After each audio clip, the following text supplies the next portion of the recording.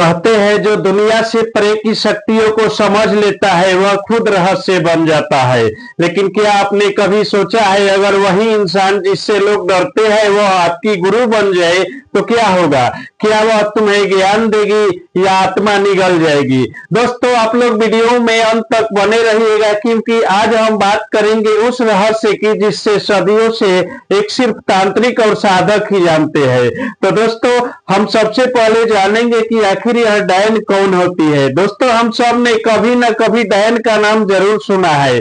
किसी ने कहा और लंबी छोटी औली औरत होती है जो पेड़ों पर उल्टी लटकती है, तो किसी ने कहा वह रात के अंधेरे में निकलती है और इंसानों की आत्मा खा जाती है। और क्या यह सब सच है या सिर्फ डर की कहानी? असल में डायन शब्द उतना भयानक नहीं है जितना सुनने में लगता है। यह शब्द संस्कृत के दयानी से निकला है जिसका अर्थ होता है देने वाली, यानी वह शक्ति जो ज्ञान वरदान या ऊर्जाएं दे सकती है। लेकिन जब समय बदला समाज ने औरतों को तांत्रिक साधनाओं को समझना छोड़ दिया और जो महिलाएं तंत्र विद्या में निपुण थी उन्हें डर का प्रतीक बना दिया गया। कहा जाता है कि प्राचीन काल में कुछ ऐसी स्त्रियां थी जो जंगलों में साधना करती, तत्वों से संवाद करती और प्रकृति की भाषा को समझती थी।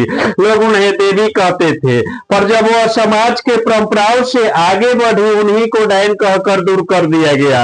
यानी जिस शक्ति से लोग डरने लगे वह असल में ज्ञान की वही शक्ति थी जो सबको चाहिए थी, बस नजरिया बदल गया और दयानी बन गई डायन। तो सोचो अगर वह शक्ति तुम्हें अपना शिष्य मान ले तुम्हें क्या सिखाएगी, डर या ज्ञान? अब दोस्तों बात करेंगे कि आखिर हम डायन से संपर्क कैसे कर सकते हैं। तो दोस्तों अब सवाल उठता है कि अगर डायन कोई शक्ति है तो क्या उससे संपर्क किया जा सकता है? क्या इंसान सच में किसी आत्मा को गुरु बना सकता है?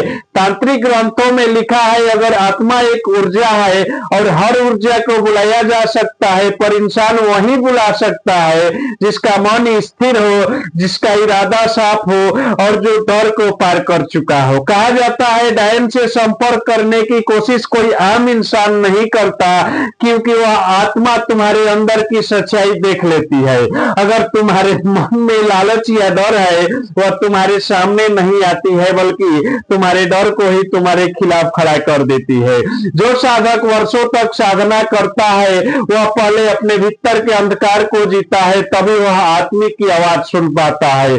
डायन से संपर्क मंत्रों से नहीं बल्कि निष्ठाधारी और मानसिक नियंत्रण से होता है। कहा जाता है कि अगर वह आत्मा तुम्हें स्वीकार कर ले तो तुमसे संकेतों में बात करती है, कभी सपनों में, कभी अजीब गंधों में, कभी हवा के भाव में या मोमबत्ती के लौ में।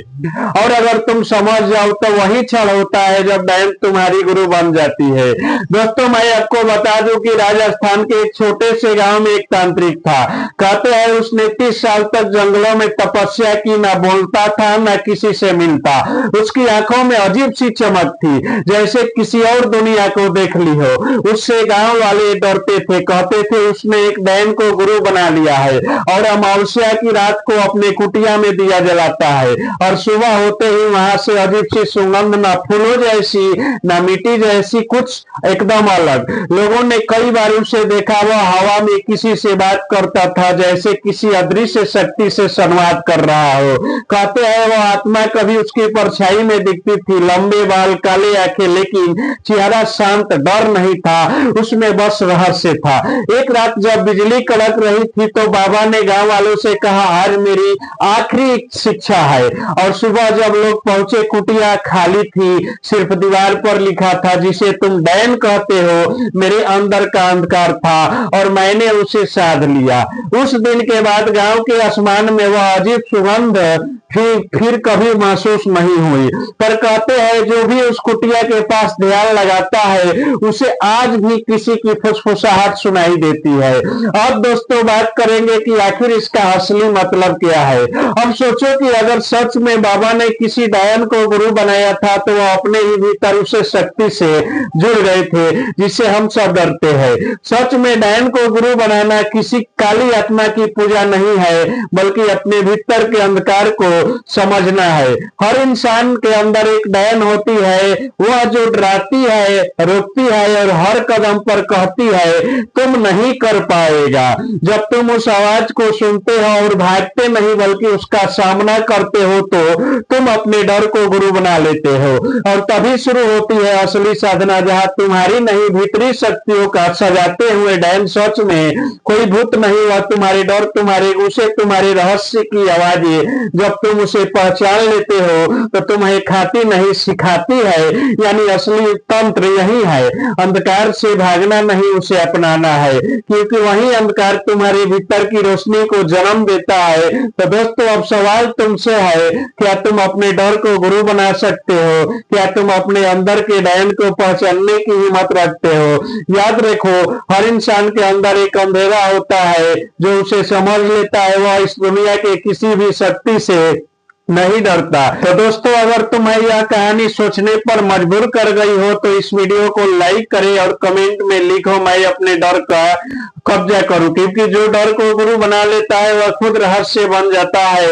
और हाँ, अगर तुम ऐसी और कहानी सुनना चाहते हो जो सिर्फ डराती नहीं जागृत भी करती है तो चैनल को सब्सक्राइब करो, क्योंकि अगली बार हम बताएंगे तंत्र सीखने का असली विधि क्या है। तब तक के लिए नमस्कार।